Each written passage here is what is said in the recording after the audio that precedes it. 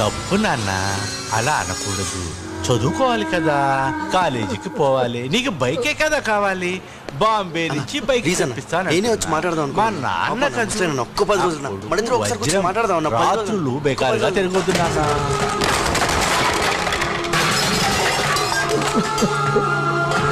అన్న అన్న ప్లీజ్ అన్న వద్దా అన్న అన్న ప్లీజ్ అన్న నేను మాట్లాడ అన్న ప్లీజ్ అన్న వదిలే అన్న ప్లీజ్ అన్న నేను యాదవ్తో మాట్లాడన్నా ప్లీజ్ అన్న వదిలే అన్న